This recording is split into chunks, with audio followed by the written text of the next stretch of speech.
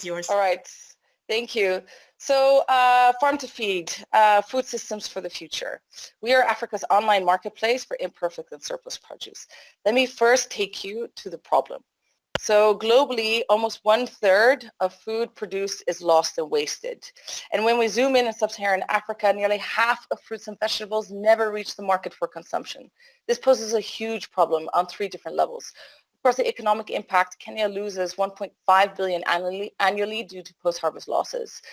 And then the climate impact, 10% of global greenhouse gas emissions are caused by food loss and waste. Food that's left to rot turns into methane. Methane is 30 times more potent than CO2. And the paradox is that 1 out of 3 Kenyans faces food insecurity. Farm to Feed is a digitally enabled replicable solution to food loss. We aggregate this produce from farms, reducing pressure on the environment and directly increasing farmer incomes. We rescue, repurpose, and sell to customers to improve affordability of food. The problem here, you see a snapshot of what we conceive as a problem. So when it's too small, too wonky, too discolored, too big, but it's actually the opportunity, a commercial opportunity. It provides a lower cost produce that's increasing margins for our customers. We quantify the greenhouse gas emissions avoidance. We directly boost farmer incomes, and our digital platform enables us to scale and collect data for transformation. The market opportunity for fruits and vegetables is huge. In Kenya alone is 21 billion USD, and it's growing with an African population doubling by 2050. Our pathway to scale, we see a geographic expansion, our digital platform, and our supply hub model where we aggregate farmers enables us to scale our network drastically across the continent. We are already piloting value addition for semi-processed goods. We have a digital platform and we're collecting the data for input providers, and we're quantifying this environmental impact for carbon credits, which will enable us to lower our costs of our produce.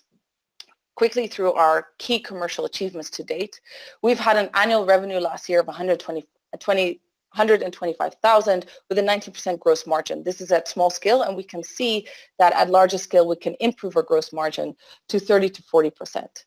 We've passed 17,000 monthly revenue. We achieved 10% month-to-month growth.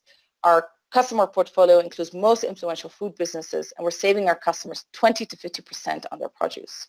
We're also measuring our impact according to the SDGs. We're proudly women-led, and we're raising 1 million to date to spend on team, digital platform, cold storage, and R&D, and 200,000 has already been committed to Catalyst Fund.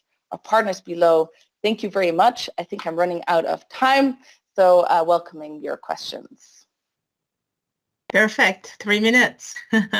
So now we can open the floor for questions. Okay, we have our first one.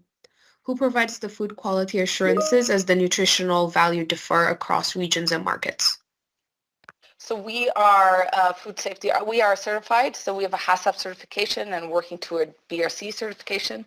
So we ourselves are food safety qualified, let's put it like that, our warehouse and supply chain. And we have different quality checks. We have quality checks at the farm, at the supply hub. That's the first quality check. Then we have a quality check at the warehouse when it comes in, and then we have a next quality check at when it goes out.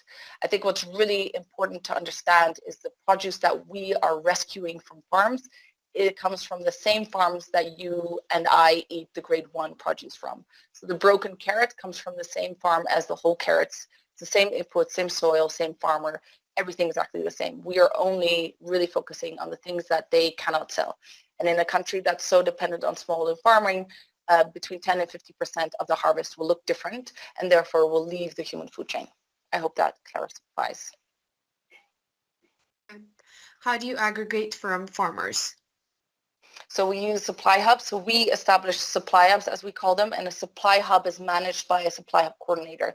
That supply hub coordinator aggregates the farmers in this area and the supply hub. Therefore, we only have one collection point per region.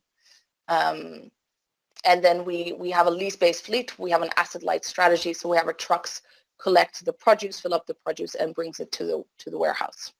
We have a digital platform which enables us to communicate directly with the supply hub, do the forecasting with the supply hub coordinator, and the coordinator understands how much he has to aggregate from the farmer. And we collect all the data that the farmers give us. So sorry, I'm elaborating on this answer because I think it's very important and I didn't include it in the pitch. When farmers sell their produce to us, they have to tell us why it's food loss. So is it because of bad inputs, lack of quality inputs? Is it because of rains? Is it because of too much drought? Is it because of harvesting technique that there's damage? Is it because of lack of access to markets? All these different reasons are very important for us to understand the drivers of food loss, because we all say 50% is lost and wasted, but we don't understand why this is happening and where this is happening. So this is very important to transform the food system.